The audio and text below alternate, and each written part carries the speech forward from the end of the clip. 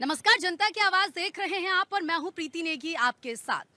Oscar winner music director AR. Rahman की तरफ से एक स्टेटमेंट दिया गया जिसमें उन्होंने कहा कि पिछले 8 सालों में उनको बहुत कम काम मिला है।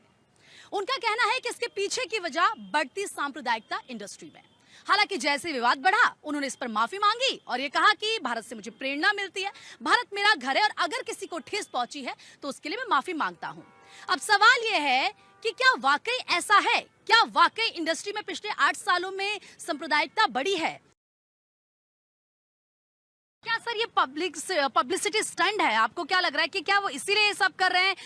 एक तरफ कह रहे हैं पिछले 8 सालों में काम नहीं मिला। इमरजेंसी को लेकर कंगना रनौत की तरफ से कहा गया था कि उनको कहा था कि आप म्यूजिक इसमें दीजिए, लेकिन उन्होंने मना कर दिया था कि मैं इसमें नहीं दूंगा। तो फिर ये क्या है? आपको काम मिलेगा तो आप काम करेंगे नहीं, जब आपको नहीं मिलेगा तो आप कहेंगे कि ये देखिए यहाँ पर तो सांप्रदायिकता हो रही है।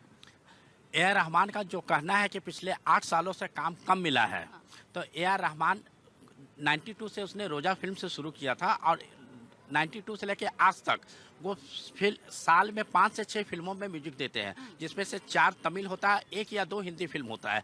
और 95 में उन्होंने पहला फिल्म का दिया था रंगीला।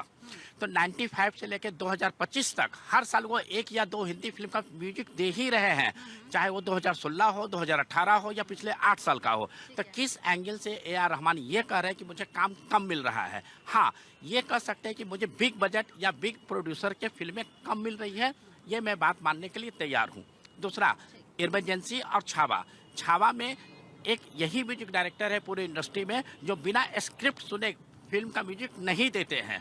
तो जब छावा का आपने स्क्रिप्ट सुना तब भी आपको ये नहीं लगा कि विभाजनकारी फिल्म है और मुझे नहीं करना चाहिए? आपने किया, पैसा लिया, उसके बाद आप ये बोल रहे हो। वहीं पर इमरजेंसी आपने बोगस फिल्म, बकवास फिल्म बोल के काम नहीं किया।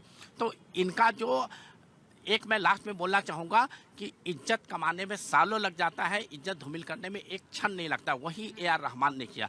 आज तक हम और आप उनकी फिल्मों को सुनते थे, गानों को सुनते थे, पूछते थे, लेकिन आज उनका एक बयान उनका पूरा इज्जत तार तार कर गया है। और जो सबसे इम्पोर्टेंट चीज़ है कि 92 से लेके 2010 तक जब ए आर रहमान पिक पर थे तो उनके यहाँ प्रोड्यूसरों की लाइन लगी रहती थी। आज वो लाइन कम हो गया क्योंकि हर किसी का एक टाइम होता है, समय होता है। तो वही चीज़। और जो सबसे इम्पोर्टेंट जो आपने इनसे पूछा कि ये क्या पब्लिसिटी स्टंट है, तो आप यहाँ पर 2 मुद्दे देखोगे। एक, तमिलनाडु में इलेक्शन होने वाला है, कहीं ना कहीं कोई कनेक्शन हो सकता है। और जो सबसे इम्पोर्टेंट, ये बयान सुबह में दिया और next day A R Rahman और प्रभु देवा का एक गाना लॉन्च कर दिया गया। क्या उस गाने को पॉपुलर करने के लिए ये स्टंट तो नहीं था? लेकिन सर अगर ये स्टंट था तो आप लोगों के इमोशंस के साथ नहीं खेल सकते, क्योंकि लोग आपको फॉलो करते हैं, आप जो कहते हैं उसको सुनते हैं। लेकिन सर क्या इसका इलाज क्या है? अगर अपने नेम फेम के लिए अगर ये सब होता रहेगा अपने फायदे के लिए और समाज में इसी तरीके से मैसेज जाएगा, तो फिर क्या एक्शन ऐसे में होना चाहिए जिससे सभी को एक मैसेज जाए स्ट्रॉन्ग? इसका जो सबसे इम्पोर्टेंट चीज़ है एक्शन लेना, कि हम पब्लिक को बाइकआउट करना चाहिए, चाहे वो कितना भी अच्छा काम क्यों करने वाला क्यों नहीं हो। आपको ये देखना है कि हिंदू मुस्लिम जो बोल रहे हो, एक समय खयाम थे, एक समय नौशाद थे, जो फिल्म इंडस्ट्री के शुरुआती के दौर के थे, वो भी एक मुस्लिम थे। क्या उन्होंने भी तो कभी भी असफलता का दौर देखा, लेकिन क्या उन्होंने कभी ये बोला? कभी नहीं बोला। नदीम श्रवण एक काफ़ी लोकप्रिय संगीतकार है, उसमें एक हिंदू है, एक मुस्लिम है, लेकिन ये पॉइंट कभी नहीं आया। जितने भी आप लिरिक्स राइटर को देखते हो तो 3-4 का नाम छोड़ दो, चाहे वो आनंद बख्शी हो या आपके शैलेंद्र हो, 3-4 का नाम छोड़ देते हो तो हर कोई मुस्लिम है। लेकिन आज तक किसी और ने तो ये नहीं बोला कि मुझे हिंदू मुस्लिम के कारण काम नहीं मिल रहा।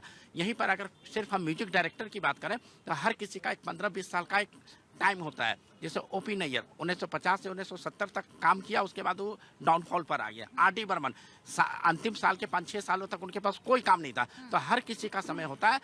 ए आर रहमान का भी 92 से लेकर 2005 या 2010 तक का समय था। अब वो डाउनफॉल शुरू हुआ है, तो अपने काम को लेने के लिए उन्होंने कंट्रोवर्सी किया और ये बहुत ही गलत है।